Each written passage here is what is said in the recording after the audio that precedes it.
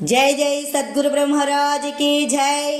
श्री शिवराम दीक्षित सद्गुरु परब्रह्मणे नमः। श्रीमद् बृहद्वासिष्ठ सिद्धांत निर्धारणुలను శ్రీమద్ అచల బోధ ప్రతిష్టాపన ఆచార్యులను శ్రీమద్రామడుగు శ్రీ శివరామ దీక్షితుల వారిచే రచయింపబడిన శ్రీమద్ బృహద్వాసిష్టమను శ్రీ శివరామ దీక్షితీయము. ఇప్పుడు దీక్షితీయము నుంచి పరాప్రకృతి ద్వైదాశరహిత ప్రకరణములోని 5వ భాగము. శరీరము లేకుంటే చూడందే ఉన్నది,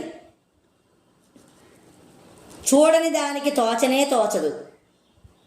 ఎక్కడ సకలము తోచిందో అక్కడనే సకలం లేకపోవలెను.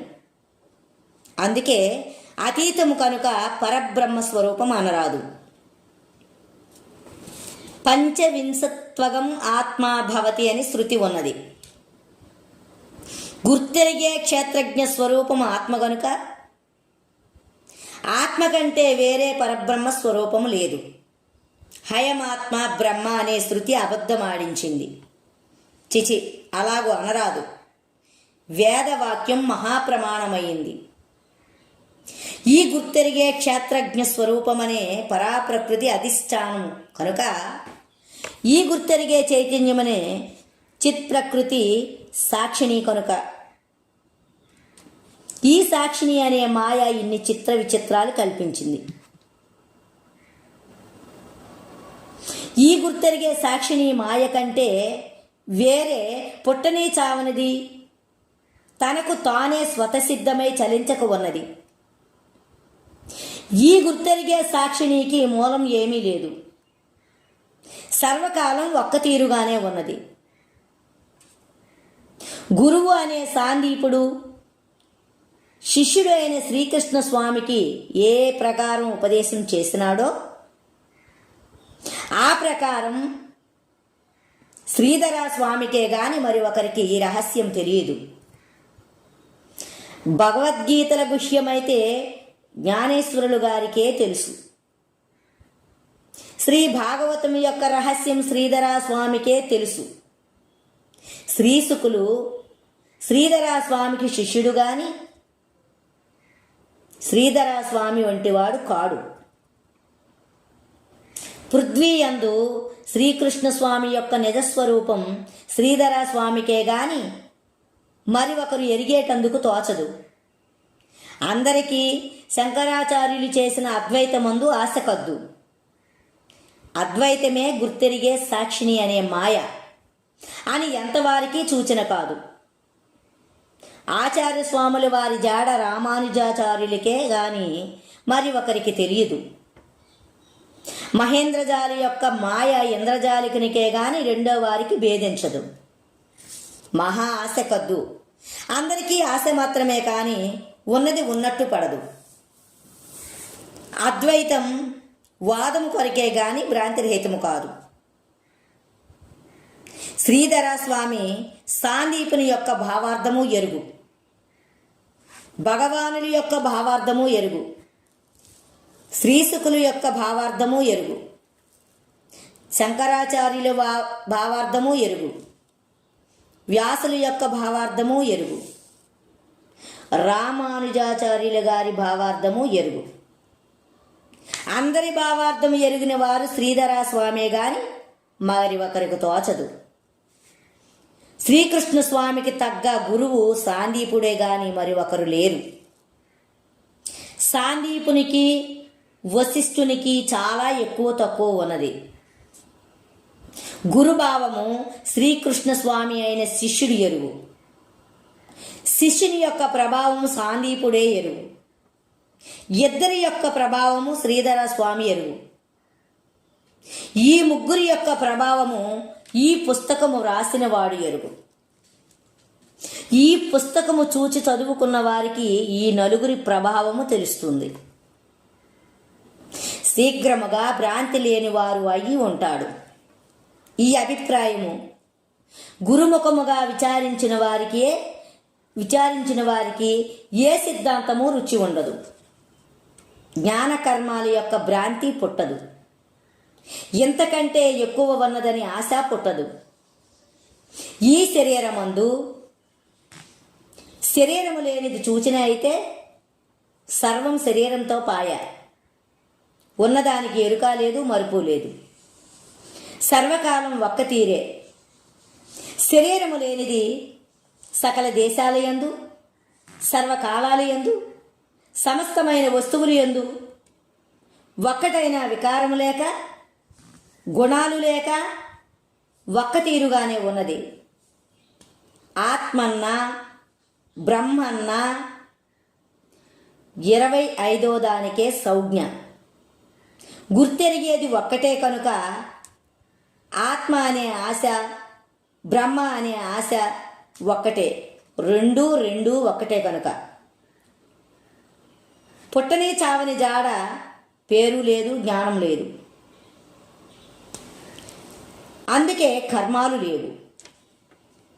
శరీరం లేకుంటే ఏ బాధ లేదు. ఈ శరీరమందు వెతికిన శరీరము లేనిది ఉన్నది. శరీరం లేకుంటే ఎరుక లేదు, కర్మలు లేవు. సర్వకాలం చెయ్యక చేయించక ఆత్మ బ్రహ్మలనే వ్యవహారము లేక ఉన్నది. సకల సంశయాలు ఎక్కడ తోచినవో అక్కడనే లేకపోవలే అని ఈ శరీరం అందే నిర్వికారం నిర్గుణం ఉన్నది అని సూచన చేసినారు. ఒక దిక్కు శాస్త్రార్థం నిర్ణయమైతే సర్వత్రా రాద్ధాంతమని కొద్దు. జ్ఞానము కంటే వేరే ఉన్నదని సూచన చేసే గురువు కదాచిత్ కద్దు. ఆత్మ బ్రహ్మల కంటే వేరే అంటే ఎవ్వరికీ అనుమానం లేదు. ఆత్మ బ్రహ్మల కంటే వేరే అంటే ఎవరికీ అనుమానం లేదు కనుక లోక సమానార్థం కానీ ఉన్నది ఉన్నట్టు కాదు. లోకులకు లోకములో ఉన్న వేదాంత వాక్యాలలో ఉన్న చప్పును చూపవలే, పలుకవలే, సమాధానం కావలే. కాకుంటే మళ్ళా పుడుతుంది. అందుకే శ్రీకృష్ణ స్వామి ఈ ఆత్మను ఎరుగడు, బ్రహ్మను ఎరుగడు. ఈ ఆత్మ బ్రహ్మల కూటస్థుల కంటే మునిపే ఉన్నాడు, స్వతసిద్ధమై ఉన్నాడు, మొదలు కోన లేక చలించక ఉన్నాడు. ఈ ప్రజలకు క్లేసి పెట్టే కొరకు దేహము లేని తాను దేహమందే ఉన్నాడని చెప్పడు. గురు సాంప్రదాయం అలాగు కాదు. మహాగుహ్యము, మహారహస్యము, మహాప్రకటం, మహాఘోడం ఆత్మబ్రహ్మలు లేకుండా, శరీరాలు లేకుండా సూచన మూఢులకు, మూర్ఖులకు, శ్రద్ధ లేని వారికి, జ్ఞానభ్రాంతి, కర్మభ్రాంతి ఉన్నవారికి సూచన చేస్తే ముందరపడదు కనుక శీఘ్రంగా సూచన చెయ్యరు. సర్వకాలం దేహానికి మూలం ఉన్నదనే భ్రాంతి చేత బ్రహ్మభ్రాంతి అయినా కర్మభ్రాంతి అయినా గట్టిగా నమ్ముకొని ఈ దేహం ఉన్నది, చచ్చినదా తప్పదు అనుకుంటూ భ్రాంతి చేత ఉంటారు. కానీ సర్వకాలం శరీరం లేనే లేదు, పుట్టని శరీరం ఎలాగ ఉన్నదని అనుకుందును అని బిడియము లేక ఈ గుర్తెరిగే క్షేత్రజ్ఞ స్వరూపమనే ఆత్మభ్రాంతి చేత బ్రహ్మభ్రాంతి సంపాదించుకొని కలతో సమానంగా చూసుకోనేరక గుర్తెరిగే సాక్షిని మాయా సహవాసం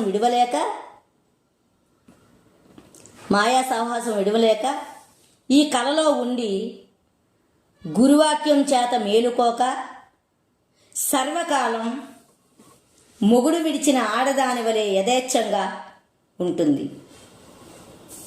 మొగుడిని విడిచిన ఆడది కాదు, మొగుడు విడిచిన ఆడది కాదు, అవాంతర పిశాచం. అంటే ఈ గుర్తెరిగే సాక్షిని మాయ అనే ఆత్మ అనే బ్రహ్మస్వరూపం కనుక ఈ గుర్తెరిగే చైతన్యం చేత సర్వత్రా చైతన్యం ఉన్నదని నమ్మి ఈ గుర్తెరిగే జ్ఞానం సమస్తమైన వస్తువులు యందు ఉండజూసి ఈ జ్ఞానం ఎలాగ ఉన్నదో అలాగే జ్ఞానాతీతం ఉన్నదని నమ్మి ఈ జ్ఞానం దేహం వల్ల పుట్టింది, ఈ దేహం లేకుంటే జ్ఞానం లేనే లేదు, ఈ దుఃఖం ఏమి అని సర్వకాలం దేహం లేని యుక్తి చేత అచలమై ఉండెనా, సర్వకాలం పుట్టని చావని వాడే నానా విధాల యుక్తి చేత క్షేత్రజ్ఞులు లేరో ఆ యుక్తి దొడ్డదని నమ్మినా వారికి సర్వకాలం జాగ్రత్త లేదు, స్వప్నం లేదు, సుషుప్తి లేదు, తుర్యం అనే ఆత్మ లేదు, బ్రహ్మ లేదు, శరీరం లేక ఎలాగో ఉన్నదో అలాగే ఉంటాడు.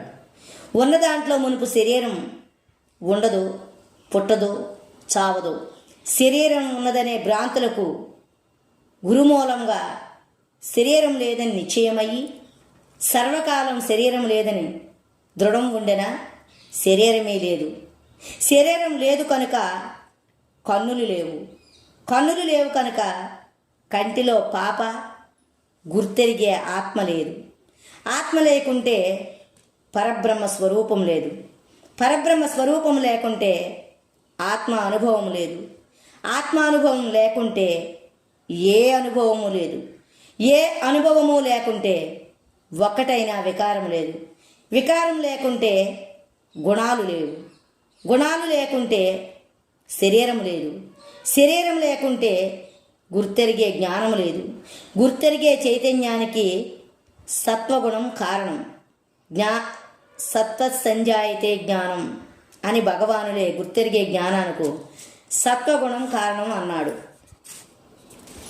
గుణాలు లేకుంటే గుర్తెరిగే జ్ఞానం లేదు, శరీరము లేదు, ఎప్పటి ప్రపంచం లేనిదే సమస్త భ్రాంతులు, సమస్త వ్యవహారాలు శరీర భ్రాంతితోటే పాయాయి.